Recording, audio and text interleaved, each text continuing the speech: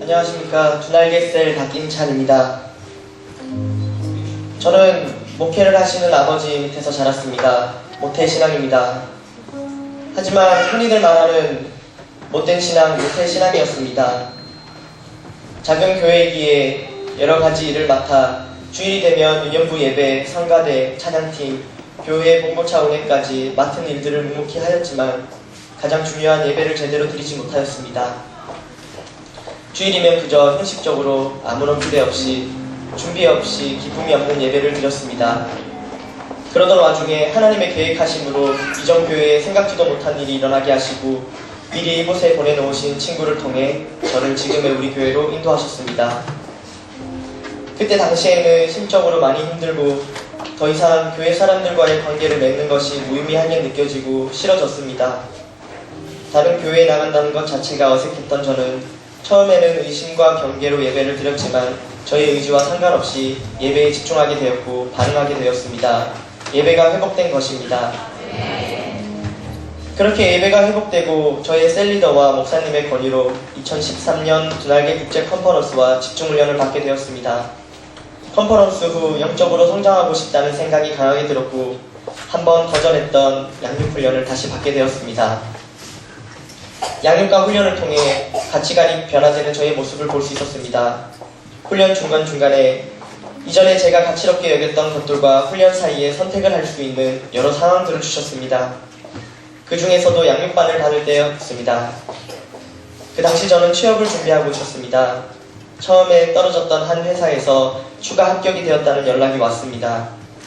처음에는 기쁜 마음이 들었지만 이내 집중훈련을 하기 위해 하나님께 1년을 드리기로 결단했던 것과 취업을 하게 되면 받고 있는 양육반을 끝까지 할 수 없게 되는 두 가지 일이 마음에 걸렸습니다. 최종 결정을 하여야 하는 날까지 기도하였습니다. 영적으로 먼저 성장해서 영적 스펙을 쌓지 않고는 취업하는 것은 오히려 제게 위험한 일임을 알게 하시며 하나님께선 취업을 내려놓게 하셨고 이 일을 통해 훈련의 가치를 더 부여해 주셨습니다. 양육과 훈련을 받는 그 시간만이 훈련이 아니라 오히려 훈련의 자리로 가기 전까지의 과정이 훈련임을 알게 되었고 그 모든 것은 순종 훈련이었습니다.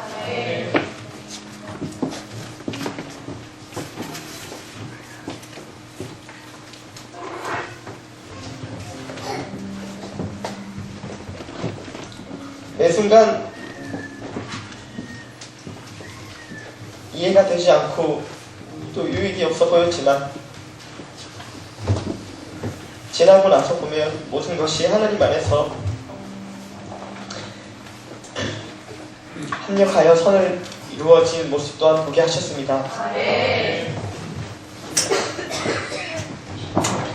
훈련을 받으며 영적으로 성장하게 되면서 알지 못했던 것들을 깨닫게 하셨습니다.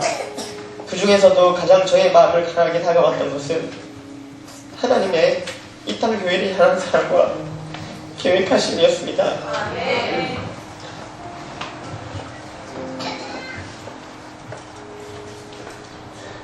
복음의 절대 능력을 누리며 영혼을 살리고 예수님의 비전이 제자 3년 세계 비전을 가슴에 품은 한 영혼을 재생산하기 위해 하나님께서는 교회를 사용하시는 것이었습니다.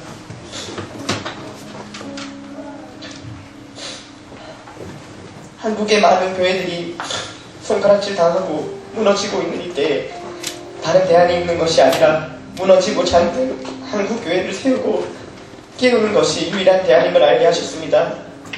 그러기 위해 내가 몸담고 있는 교회를 사랑하는 것이 우선이며 우리 교회부터 하나님이 디자인하신 건강한 교회가 되어야 하기에 제가 건강한 성도가 되어야 함을 알게 하셨습니다. 이 모든 과정을 탁월하게 하기 위한 대안 또한 하나님께서 주셨으니 정말로 나만 잘하면 되는 것이었습니다.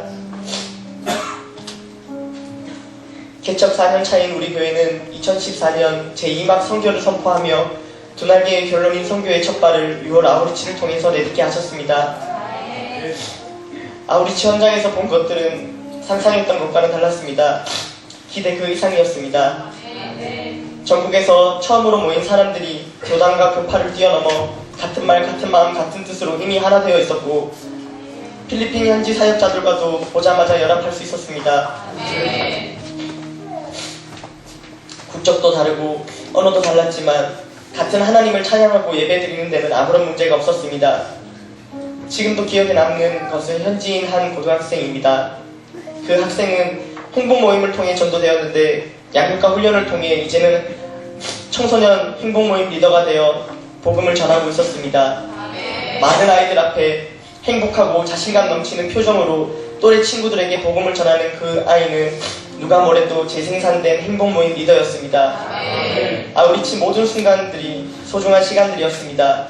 그리고 결단의 밤 말씀을 듣고 기도하며 망설임 없이 앞으로 나갔습니다. 제게는 이 귀한 사역을 하지 않아야 할 이유가 하나도 없었습니다. 헌신을 하였지만 한국으로 돌아와서 저의 상황과 환경은 좋지 않았습니다. 대학원 진로 문제가 여전히 남아있었고 지금 제가 하고 있는 일에 대해 못마땅히 여기시는 부모님의 허락을 받는다는 것은 생각조차 할 수 없었습니다. 직종 훈련을 받기 위해 2년 동안 아르바이트로만 생활을 유지하였기에 모아놓은 돈도 없었습니다. 무엇 하나 준비된 것이 없었지만 가겠다고 결심하고 기도하였습니다. 어느 것 하나 결정된 것이 없어 불안하였습니다. 그러나 하나님 앞에서 순수한 동기로 할 것처럼 준비한다면 못 가게 되더라도 괜찮다는 마음을 주셨습니다. 또한 지금 하고 있는 사역들은 다시 돌아보게 하시고 제대로 하게 하셨습니다. 그리고 그때부터 상황과 환경을 열어주셨습니다. 목사님과 어머니의 만남을 통해 어머니의 마음을 만지시고 열어주셨습니다. 아버지께서도 100% 마음에 들지는 않으신 것 같지만 사인을 해주시며 무언의 동의를 해주셨습니다. 이 모든 것이 하나님께서 도와주시지 않으면 불가능한 일입니다.